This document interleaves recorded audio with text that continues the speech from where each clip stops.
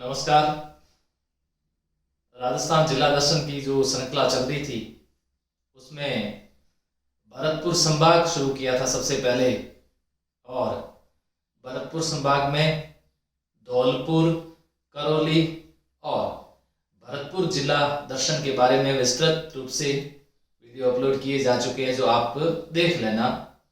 आज बात करेंगे सवाई माधोपुर जिले के बारे में। सवाई माधोपुर जिला, सवाई माधोपुर का इतिहास और सवाई माधोपुर कला संस्कृति, सवाई माधोपुर का भूगोल और कोई खास विशेषता हुई उसके बारे तो जरूर उसके बारे में डिटेल से बात करेंगे। सबसे पहले बात करते हैं सवाई माधोपुर। सवाई माधोपुर, सवाई माधोपुर का इतिहास की बात करें। सबसे पहले सवाई माधोपुर का इतिहास। सवाई माधोपुर के इतिहास की जानकारी लेते हैं तो यहाँ पर सबसे ज़्यादा समय तक अगर किसी राजवंश द्वारा शासन किया गया तो चौहानों द्वारा किया गया, और वो अजमेर के चौहान थे। अच्छा, चौहानों के अलावा इसके ऊपर कभी जयपुर के कछवा राजवंश का अधिकार रहा, तो कई बार किसका अधिकार रहा? बूंदी के शासकों का भी इसके ऊपर अधिकार रहा। मुगल बादशाहों के पास भी रहा, दिल्ली सल्तनत का के इसके ऊपर अधिकार रहा। शुरुआत के अंदर अगर देखा जाए तो ये शुरुआत में मत्स्य जनपद के अंदर आता था, और उसके बाद में मौर्यों का भी अधिकार रहा इसके ऊपर। इस तरह से जैसे जैसे इतिहास में बदलाव होता रहा उस तरह से इसके ऊपर अधिकार की जो है ना श्रृंखला हो आगे बढ़ती रही। तो यहाँ हम बात करेंगे चौहान राजवंश की। चौहान राजवंश, तो ये चौहान राजवंश कहाँ के? अभी आपको मैंने थोड़ी देर पहले कहा कहाँ के? अजमेर के चौहान राजवंश। अजमेर में मतलब कौन? पृथ्वीराज तृतीय। देखिए, पृथ्वीराज तृतीय कौन से युद्ध में पराजित हो गए? तराइन का दूसरा युद्ध। तराइन का दूसरा युद्ध 1192 में लड़ा गया, और किससे पराजित हो गए? मोहम्मद गोरी से पराजित हो गए। ये जो तराइन का दूसरा युद्ध है, ये तराइन का दूसरा युद्ध ये भारतीय इतिहास का निर्णायक युद्ध है। ये ध्यान से समझ लेना, भारतीय इतिहास का निर्णायक युद्ध है। कई बार मेरे को प्रश्न पूछते हैं, सर निर्णायक युद्ध क्या होता है? देखिए, निर्णायक युद्ध वो होता है जिसमें ये निर्णय हो जाता है कि शासन इस देश पर कौन करेंगे। तो इस युद्ध ने ये निर्णय कर दिया था कि आगे राज चौहान नहीं करेंगे, बल्कि या तो मोहम्मद गोरी करेगा या फिर वो करेंगे जिसको मोहम्मद गोरी तय करेगा। जैसे कुतुबुद्दीन ऐबक, इल्तुतमिश, ये लोग यहाँ पर राज करेंगे, गुलाम वंश यहाँ पर शासन करेगा।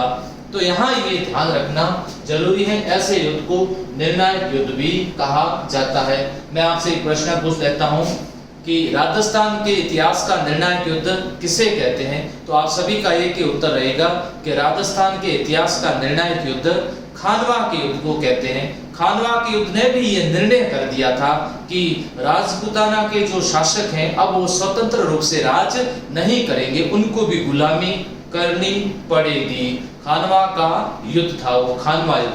खानवा युद्ध से देखिए, खानवा युद्ध से भारत में मुगल साम्राज्य स्थापित हो रहा है, और इधर यहाँ पर मुस्लिम साम्राज्य स्थापित हो रहा है। भारत के अंदर गुलाम वंश की स्थापना हो रही है, गुलाम वंश की स्थापना हो रही है। अब जो ये है पृथ्वीराज चौहान तृतीय, इनका जो एक बेटा था जिसका नाम था गोविंद राज को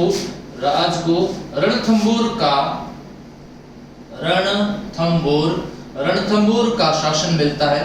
तो रणथंबोर का राज इनको मिलता है किसके सहयोग से? इसके सहयोग से। किसकी?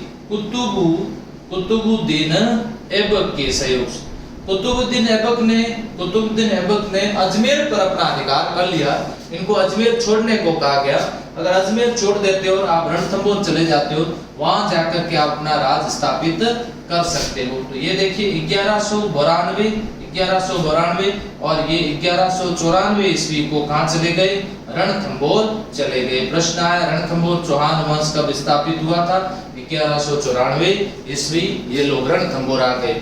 और रणथंभौर चौहान राजवंश के संस्थापक कौन थे, प्रश्न आ जाए, गोविंदराज प्रथम, याद रखना, गोविंदराज प्रथम रणथंभौर चौहान राजवंश के संस्थापक रहे। तो यहाँ पर कौन कौन से प्रश्न बनेंगे, देखिए तराइन का युद्ध का प्रश्न बनेगा, भारतीय इतिहास का निर्णायक युद्ध कौन सा, ये प्रश्न पूछा जा सकता है, रणथंभौर चौहान वंश के संस्थापक कौन थे, प्रश्न पूछा जा सकता है, कुतुबुद्दीन ऐबक के सहयोग से साम्राज्य स्थापित किया, प्रश्न पूछा जा सकता है, और 1194 ईस्वी से संबंधित ये भी प्रश्न आ सकता है। तो इस तरह से रणथंभौर चौहान राजवंश की स्थापना हो जाती है। स्थापना का क्रम एक बार मैंने आपको बता दिया कि रणथंभौर में चौहान राजवंश की किस तरह से स्थापना हुई। देखिए यहां मैं बात करता हूं आपके सामने एक बार फिर वापस गोविंद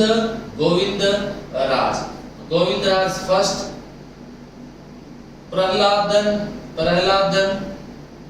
वीर नारायण, ध्यान सुनना, वीर नारायण जब यहाँ पर राजा थे तो यहाँ पर सामने इधर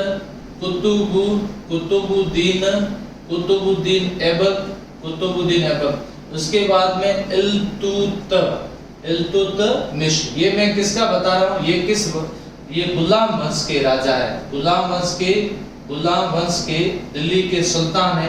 इल्तुतमिश द्वारा आक्रमण किया गया रणथंभौर के ऊपर, ध्यान से समझ लेना, रणथंभौर के ऊपर आक्रमण किया गया, किसके द्वारा, इल्तुतमिश के द्वारा किया गया। लेकिन इसमें वीर नारायण विजयी हो जाते हैं।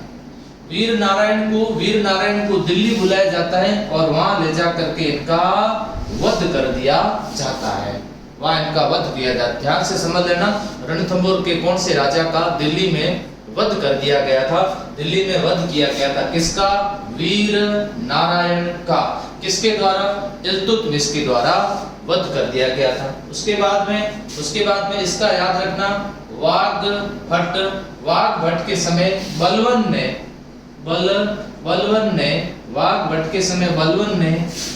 ने 3 बार आक्रमण किया था, किसके ऊपर, रणथंभौर दुर्ग के ऊपर, रणथंभौर दुर्ग के ऊपर 3 बार आक्रमण किया था। इस रणथंभौर दुर्ग के ऊपर 3 बार आक्रमण किया गया, किसके द्वारा, बलवन के द्वारा। उसके बाद में राजा बनेंगे कौन, जैत्र सिंह। उसके बाद राजा बनेंगे जैत्र सिंह अब 32 वर्षों तक शासन करते हैं, 32 वर्षों तक शासन करते। इनकी याद में 32 खंभों की छतरी बनी हुई, 32 खंभों की छतरी बनी हुई है, जिसको न्याय की छतरी कहते हैं। 32 खंभों की छतरी बनी हुई है, जिसे न्याय की छतरी कहते हैं। जैत्र सिंह ने 1282 ईस्वी को अपना शासन पुत्र हमीर देव को सौंप दिया। जैत्र सिंह ने अपना शासन पुत्र हमीर देव को सौंप दिया, कब, 1282 ईस्वी को, 1282 ईस्वी को हमीर देव को सौंप दिया था, किसके द्वारा, जैत्र सिंह के द्वारा।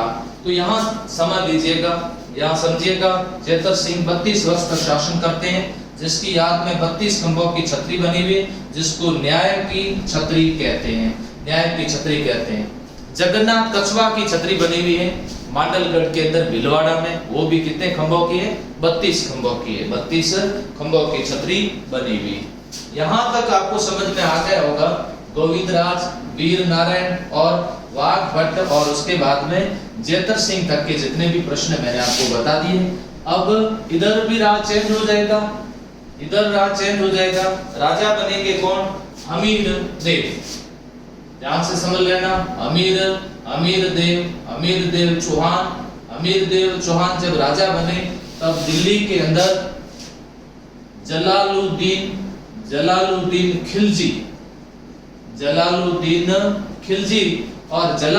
खिलजी ने रणथंभौर पर 2 बार आक्रमण किया।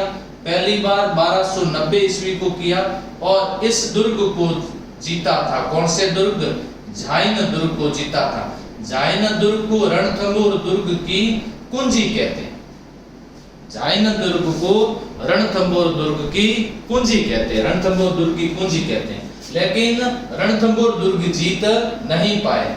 दूसरी बार फिर आए 1292 ईस्वी के अंदर। फिर इन्होंने झाइन दुर्ग पर आक्रमण किया, झाइन दुर्ग पर, और झाइन दुर्ग जीत लिया था। झाइन दुर्ग पर जब यहाँ पर अमीर ने सामने गुरुदास सैनी को भेजा था सामने। ध्यान से समझना, हर एक व्यक्ति विशेष सेनापति का नाम मैं साथ में उल्लेख करता रहूंगा, आप अच्छी तरह से समझ लीजिए। अगर आप नोट्स भी बनाते हो तो बनाते रहिए। झाइन दुर्ग जीत जाते हैं कौन? जलालुद्दीन खिलजी। रणथंभौर दुर्ग नहीं जीता जाता है, रणथंभौर नहीं जीत जाता है और ये वापस रवाना हो जाते हैं। तब एक सेनापति, इनका जो सेनापति होता है जलालुद्दीन खिलजी का, जिसका नाम होता है अहमद चक, वो पूछता है सुल्तान, बिना दुर्ग जीते हम वापस जा रहे हैं क्या? वो क्या पूछता है देखिए कि बिना दुर्ग जीते हम वापस जा रहे हैं क्या? तो उन्होंने क्या कहा कि मैं ऐसा दुर्ग मुसलमान के बाल बराबर नहीं समझता। ऐसे कई कोटेशन आपको मिलेंगे और कोटेशन भी प्रश्न आ सकता है। ऐसा भी लिखा, मैं ऐसे 10 दुर्ग मुसलमान के बाल बराबर नहीं समझता। अहमद चक तो चुप रहे, अपन वापस जाएंगे। जलालुद्दीन खिलजी वापस चले गए। जलालुद्दीन खिलजी जब वापस जाने के बाद में जलालुद्दीन खिलजी का शासन तख्ता पलटकर अलाउद्दीन खिलजी तख्ता पलट करके अलाउद्दीन खिलजी दिल्ली के सुल्तान बनते हैं। कब दिल्ली के सुल्तान बन जाते हैं? तख्ता पलट करके 1296 ईस्वी को। दिल्ली सुल्तान अब अलाउद्दीन खिलजी हैं और इधर अमीर देव चौहान है। थोड़ा सा मैं दोनों की स्थितियों के बारे में वर्णन कर दूं और उसके बाद में क्या क्या कारण रहे इनके बीच में नाराजगी के, वो भी आपको बता देता हूं। अलाउद्दीन खिलजी की अमीर के प्रति नाराजगी का क्या कारण रहा, इसको भी डिटेल से बता देता हूं। देखिए यहाँ अलाउद्दीन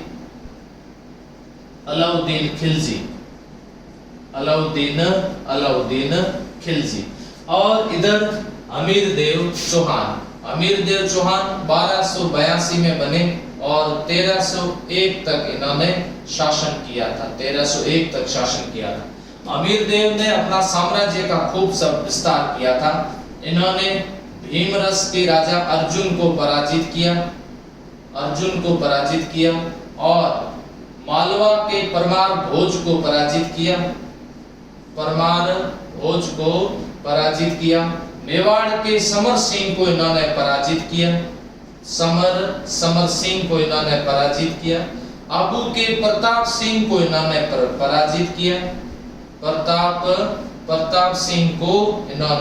पराजित किया। था।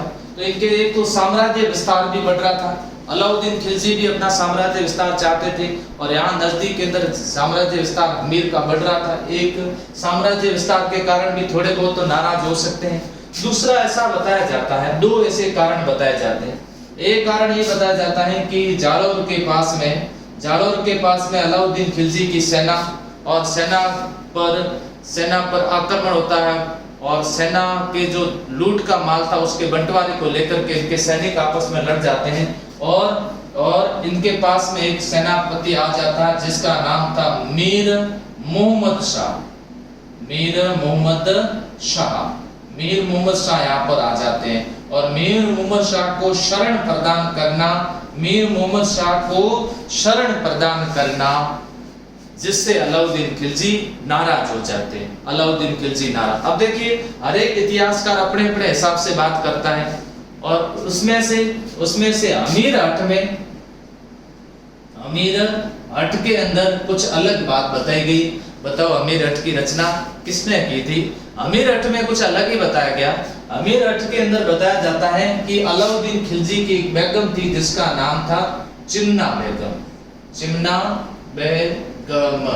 बेगम थी।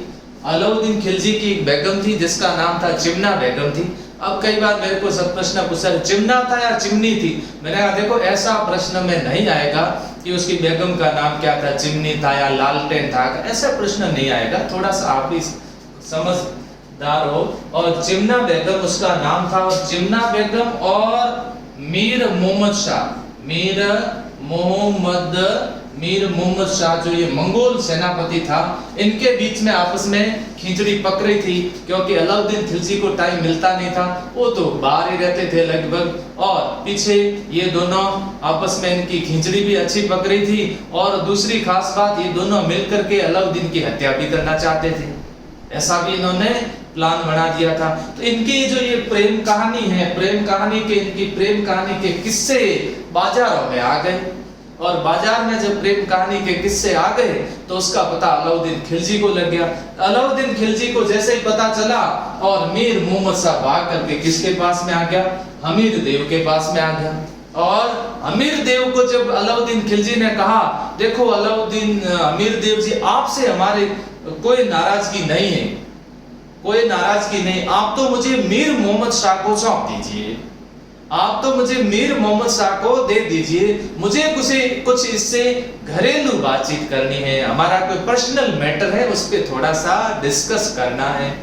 अमीर देव ने मीर मोहम्मद शाह को देने से मना कर दिया। फिर अलाउद्दीन खिलजी ने कहा, देखो अमीर देव जी, आप मुझे मीर मोहम्मद को सौंप दीजिए। तब अमीर देव ने कहा, मिस्टर अलाउद्दीन खिलजी, आपको जानकारी नहीं है क्या? तो कि किस बात की? कि इतिहास में मैं हठ के लिए बहुत प्रसिद्ध हूँ, इतिहास में मैं जिद के लिए बहुत प्रसिद्ध हूँ। थोड़ा कोई हठीलो राजा, जिद्दी लो तो वादी लो नो तो मिले, हठ के लिए मैं प्रसिद्ध हूँ, और एक बार मना करने के बाद में मैं तो वर्मा जी की भी नहीं सुनता हूँ, आप तो वही क्या? अलाउद्दीन ने कहा, जोर है बिना फालतू, ये तो नाराजगी मोल ले रहा है, जानता नहीं मैं दिल्ली का सुल्तान अलाउद्दीन खिलजी हूं। लेकिन उनको भी ये नहीं पता था कि रणथंभौर का राजा अमीर देव है। सिंह गमन सतपुरुष वचन कदली फले एक बार, तिरिया तेल अमीर हठ चढ़े न दूजी बार। ये राजा अमीर था, ये हठ एक बार कर दे तो फिर वो किसी की नहीं सुनता था। ऐसे ही कुछ इतिहास के अंदर रोचक किस्से भी हैं, उन रोचक किस्सों से भी ये कहानियां जोड़ दी जाती हैं। लेकिन जो भी हो, कारण मीर मोहम्मद शाह था, मीर मोहम्मद शाह को शरण प्रदान करना, और उससे अलाउद्दीन खिलजी नाराज हो जाता है। अब अलाउद्दीन खिलजी द्वारा आक्रमण करने हेतु इस दुर्ग पर, रणथंभौर दुर्ग पर आक्रमण करने हेतु अपने 2 सेनापतियों को भेजा जाता है, नुसरत खां और उल्लूग। ध्यान रखना, नुसरत खां और उल्लूग खां को भेजा जाता है, और ये दोनों रणथंभौर दुर्ग पर आक्रमण करते हैं 1299 ईस्वी। इस समय इनके सामने भी, इनके द्वारा भी 2 सेनापति भेजा जाता है। एक का नाम था धर्म सिंह और दूसरे का नाम था भीम सिंह। धर्म सिंह और भीम सिंह इनके सामने भेजे जाते हैं। इन दोनों के बीच में युद्ध होता है जिसका नाम था हिंदुवाटी घाट का युद्ध। याद रखिएगा, हिंदुवाटी घाट का युद्ध लड़ा जाता है, और इस हिंदुवाटी घाट के युद्ध में भीम सिंह लड़ता हुआ मारा जाएगा, और नुसरत खां मारा गया, धर्म सिंह विजय हो गया, उल्लू खां वापस आ गया। जब धर्म सिंह वापस पहुंचा यहाँ पर और पता चला कि प्रसिद्ध सेनापति भीम सिंह मारा गया, इधर अलाउद्दीन खिलजी को पता चला कि मेरा प्रसिद्ध सेनापति नुसरत खां मारा गया। इस नुसरत खां के खूब सारे प्रश्न पूछे गए अलाउद्दीन खिलजी का। रणथंभौर अभियान के समय अलाउद्दीन खिलजी का कौन सा सेनापति मारा गया था? ये नुसरत खां बहुत प्रसिद्ध सेनापति था। अलाउद्दीन खिलजी ने कहा था, मैंने रण और थंभौ पहाड़ियों के बीच में अपना हीरा खो दिया। वास्तव में एक प्रकार का हीरा था इनके लिए। तो यहाँ पर नुसरत खां, याद रखना, धर्म सिंह जब वापस गया तो अमीर देव ने पूछा, अरे धर्म सिंह, भीम सिंह कैसा मारा गया? उन्होंने कहा, साहब लड़ता हुआ मारा गया, लड़ता उनको लाडू देखो। तो ऐसी स्थिति के अंदर उन्होंने क्या कर दिया? नाराज होकर के धर्म सिंह को अंधा करवा दिया। लो, कौन? अमीर देव ने किसको अंधा करवा दिया? धर्म सिंह को अंधा करवा दिया, जिसकी कोई गलती नहीं। धर्म सिंह को अंधा करवा दिया। अब अलाउद्दीन खिलजी कब मानने वाला? अलाउद्दीन खिलजी ने खुद ने सेना तैयार करवाई और उन्होंने कहा, चलिए अब आक्रमण वापस होगा कौन से दुर्ग के ऊपर, रणथंभौर दुर्ग पर वापस आक्रमण किया जाएगा। अब की बार अलाउद्दीन खिलजी द्वारा सेना लेकर के और इस दुर्ग पर आक्रमण किया जाता है और ये दुर्ग है रणथंभौर, रणथंभौर दुर्ग और इस दुर्ग पर आक्रमण। लेकिन ये दुर्ग जीतना इतना आसान नहीं है, इतना आसान नहीं है इस दुर्ग को जीतना। इस दुर्ग के बारे में अबुल फजल ने कहा है, अबुल फजल ने कहा है इस दुर्ग के बारे में कि इस दुर्ग में बैठा हुआ राजा आक्रमणकारी को देख सकता है लेकिन आक्रमणकारी राजा को नहीं देख सकता, राजा को नहीं देख सकता। ये दुर्ग इतना सुरक्षित, इतना ऊंचा है कि इसके ऊपर से कल्पना की चिड़िया भी उड़ान नहीं भर सकती। बाकी सभी दुर्ग नंगे हैं, ये दुर्ग बख्तर बंद है। ये दुर्ग एरण दुर्ग की श्रेणी में आता है, ध्यान से समझना, इसके बारे में आपको डिटेल से समझाऊंगा। एरण दुर्ग की श्रेणी में आता है जिसके चारों तरफ कंटीली झाड़ियां, खाइयां बनी हुई है, खाइयां बनी हुई है। अलाउद्दीन खिलजी की सेना यहाँ आकर के इसको घेर देती है, लेकिन 8 माह तक घेरा डालने के बावजूद भी कोई विजय की उम्मीद नहीं होती। इनको कोई उम्मीद नहीं थी कि हम विजय प्राप्त करेंगे। और उस समय जून का महीना है, जून महीना और वर्षा होने लगी और जिससे इनकी तोपों में पानी भरा जाने लगा। किसकी? अलाउद्दीन खिलजी की। उनको परेशानी और ज्यादा बढ़ने लगी। जितनी परेशानी बाहर थी उतनी परेशानी अंदर भी थी। अंदर खाने पीने के सामान की कमी होने लग गई।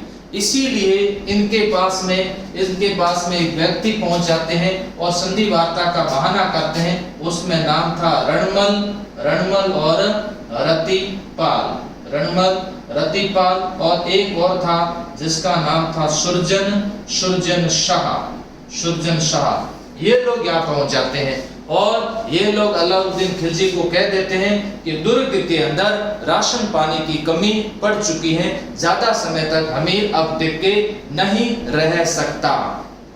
और खास बात, इनके द्वारा दुर्ग के अंदर के जो गुप्त रास्ते हैं वो रास्ते अलाउद्दीन खिलजी को बता दिए जाते हैं। ये जो धोखेबाज है, इन धोखेबाज ने सब कुछ गड़बड़ करके इस दुर्ग का क्या करवा दिया, पतन करवा दिया था। ये कौन करवाते हैं? रणमल, रतिपाल और सुरजन शाह, इनके द्वारा करवाया गया। दुर्ग के गुप्त रास्ते बता दिए गए थे। ऐसी स्थिति के अंदर अलाउद्दीन खिलजी जब इसके दुर्ग के ऊपर आक्रमण करते हैं और 11 जुलाई 1301 रंग देवी के नेतृत्व में जोहर हुआ। रंग देवी के नेतृत्व में जोहर हुआ और अमीर के नेतृत्व के अंदर केसरिया हुआ। अमीर के नेतृत्व में केसरिया हुआ। कि अचानक कुछ इतिहासकार ऐसा बताते हैं कि अचानक दुर्ग पर आक्रमण होने के कारण अग्निजोर नहीं हो सका, लेकिन कुछ इतिहासकारों ने ऐसा भी कहा है कि अग्निजोर था, लेकिन कुछ इतिहासकार इसको जल जोहर कहते हैं। लेकिन जो भी हो, ये राजस्थान के इतिहास का प्रथम जोहर है। 11 जुलाई 1301 ये राजस्थान के इतिहास में प्रथम जोहर था। अब ये जल जोहर बताते हैं तब एक तालाब का नाम बताते हैं, पद्मला तालाब। बिल्कुल ये बात मैं आपको बता दूं, यहाँ पर एक रणथंभौर दुर्ग में पद्मला तालाब बना हुआ है, पद्मला तालाब बना हुआ है। रंग देवी के साथ में इनकी बेटी देवल देवी, रंग देवी के द्वारा इस पद्मला तालाब के अंदर जोहर किया जाता है। इसलिए इसे कैसा जोहर बोलते हैं? जल जोहर बोलते हैं। ध्यान रखना, यहाँ रंग शब्द आता है। रंग किसमें घुल जाता है? रंग जल में घुल जाता है। रंग किसमें घुल जाएगा? रंग जल के अंदर रंग घुल जाते हैं। तो यहाँ याद रखना। और ये अमीर देव के द्वारा केसरिया किया जाता है और इस दुर्ग पर अलाउद्दीन खिलजी का अधिकार हो जाता है। दुर्ग में अधिक पहुंचने पर इनके साथ, अमीर देव के साथ मीर मोहम्मद शाह एक योद्धा की तरह लड़ा था। मीर मोहम्मद शाह ने पूरा साथ दिया था। मीर मोहम्मद शाह अमीर की जो विशेषता थी, चारित्रिक विशेषता, उदार नीति की विशेषता, शरणागत की रक्षा करने की विशेषता, उससे बड़ा प्रभावित हुआ था और उसने युद्ध में हमीर देव चौहान का साथ दिया था। जब युद्ध के अंदर रणथंभौर दुर्ग के अंदर वो घायल अवस्था में पड़ा था, तब अलाउद्दीन खिलजी ने पूछा था, मीर मोहम्मद शाह बता तेरे साथ किस प्रकार का व्यवहार किया जाए। अगर तेरे को घायल से अगर तेरे पट्टी वट्टी करके चिकित्सा करने के बाद तुझे सही करवा दिया जाए तो तेरा मेरे प्रति कैसा व्यवहार रहेगा बता। उसने कहा था मैं 2 काम करूंगा। तो कौन सा? एक तो हमीर के वंशजों को रणथंभौर दिलाऊंगा और दूसरा तेरा कत्ल कर दूंगा। ये बात सुन करके अलाउद्दीन खिलजी ने मीर मोहम्मद शाह को हाथी के पैरों तले रौंद दिलवाया था। तो यहाँ समझ लीजिए रणथंभौर दुर्ग पर अलाउद्दीन खिलजी का अधिकार हो चुका है। इस अभियान 1301 का जो ये अभियान था, 1301, इस अभियान में अलाउद्दीन खिलजी का सेनापति पूछे तो कौन था? उलुग खां था। उलुग खां सेनापति था। इस समय अलाउद्दीन खिलजी के साथ इतिहासकार था जिसका नाम था अमीर खुसरो। अमीर खुसरो ने कहा था आज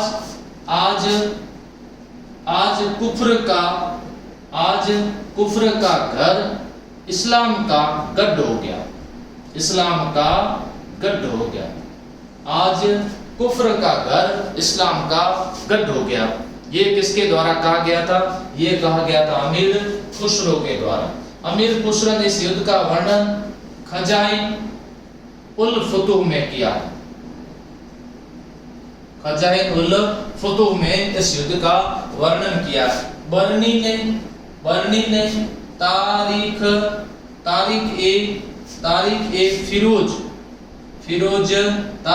फिरोज शाही में इस युद्ध का वर्णन किया है। तारीख फिरोज शाही के अंदर इस युद्ध का वर्णन किया है। कौन से युद्ध का?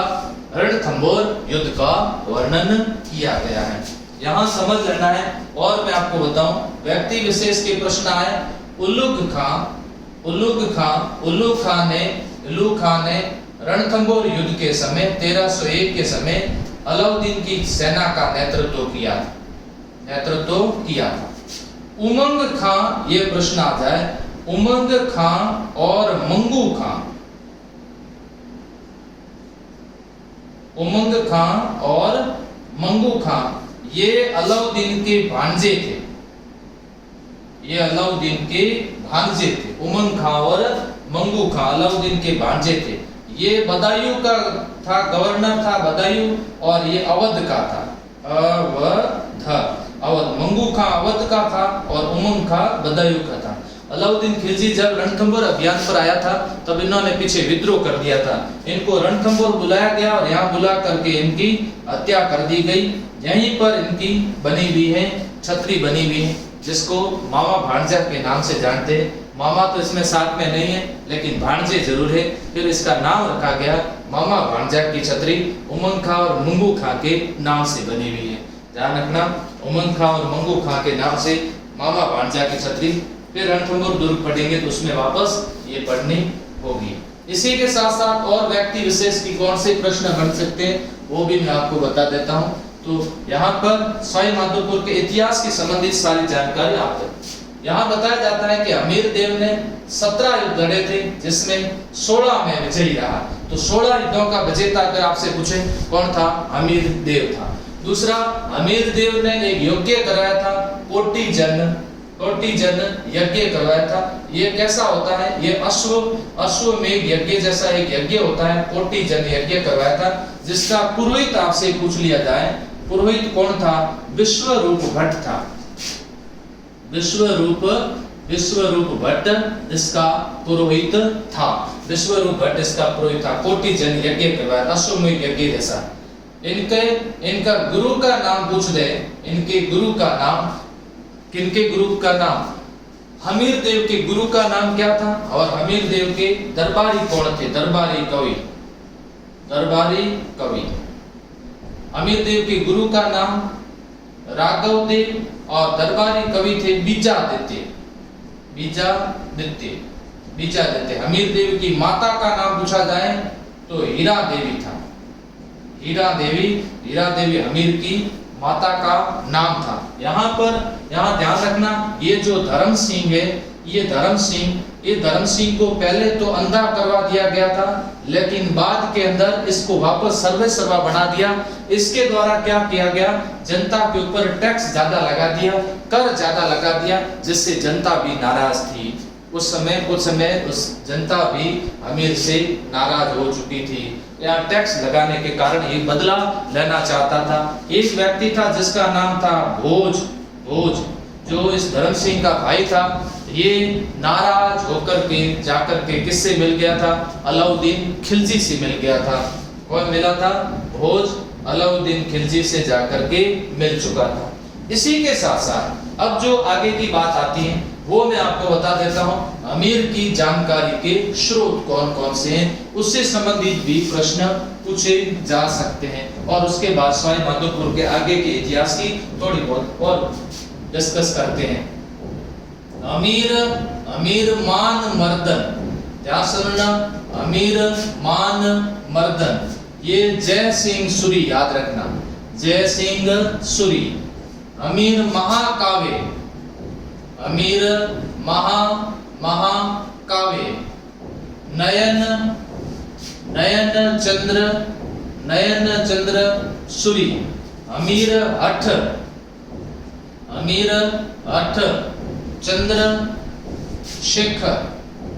चंद्रशेखर। अमीर रासो लिखने वाले दो व्यक्ति थे। एक का नाम था शारंगधर, दूसरे का नाम था जोधराज।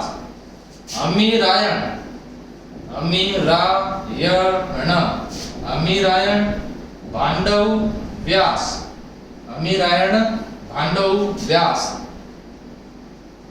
अमीर बंधन,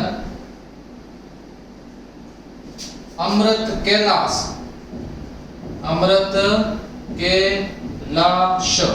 अमीर बंधन अमृत कैलाश ने लिखा था। और श्रृंगार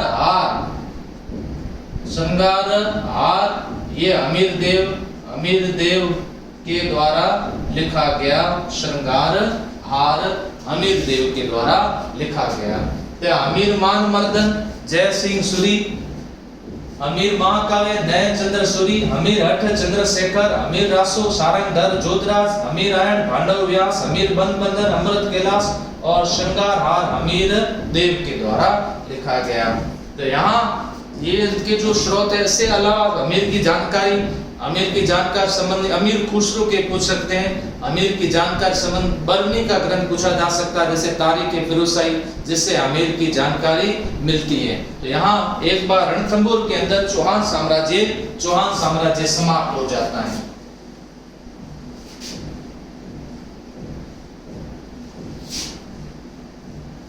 इसके बाद में इनके ऊपर दिल्ली सल्तनत का अधिकार रहेगा।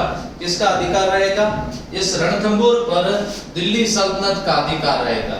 दिल्ली सल्तनत का अधिकार रहता है, लेकिन उसके बाद इसके ऊपर कुछ समय के लिए ये बाबर के अधिकार में आ जाता है। बाबर के बाद में इसके ऊपर अकबर का अधिकार रहता है, लेकिन अकबर के समय इसमें अपना अधिकार सुरजनहाड़ा का अधिकार रहता है। और सुरजनहाड़ा इतनी मजबूती के साथ लड़ता है कि अकबर को इनके साथ में संधि करनी पड़ती है, जिसकी 10 शर्तें होती है। 10 शर्तों में ये भी होती है कि बेटी का विवाह नहीं किया जाएगा। तो यहाँ पर सुरजनहाड़ा अधीनता स्वीकार तो करता है, लेकिन अपनी पुत्री का विवाह नहीं करता है। यहाँ उसके बाद में जहांगीर के अधिकार क्षेत्र में भी रहता है, यानी कि ये मुगलों के अधिकार क्षेत्र में रहेगा, मुगलों के अधिकार में रहेगा। और उसके बाद अहमद शाह द्वारा जब ये दुर्ग किसको सौंप दिया जाता है? माधो सिंह प्रथम को सौंप दिया जाता है। उस समय इतिहास में आपने प्रश्न पढ़ा होगा कि जब ये माधो सिंह प्रथम को सौंप दिया जाता है तो इस दुर्ग पर अधिकार को लेकर के भटवाड़ा का युद्ध लड़ा जाता है। और भटवाड़ा युद्ध लड़ा जाता है 1761 के अंदर भटवाड़ा का युद्ध लड़ा जाता है। कोटा के सब उस समय राजा होते हैं शत्रुशाल हाड़ा, जो सेनापति भेजते हैं किसको, झाला, जालिम सिंह को भेजते हैं और इनके बीच में ये भटवाड़ा का युद्ध लड़ा जाता है। इस युद्ध में एक बार पुनः बूंदी का इसके ऊपर अधिकार हो जाता है। बूंदी वालों का अधिकार होने पर ये सवाई माधो सिंह जो प्रथम है, ये 1763 ईस्वी के अंदर एक नगर की स्थापना करते हैं और जिसका नाम रखा जाता है सवाई माधोपुर, जिसका नाम सवाई माधोपुर नगर रखा जाता है।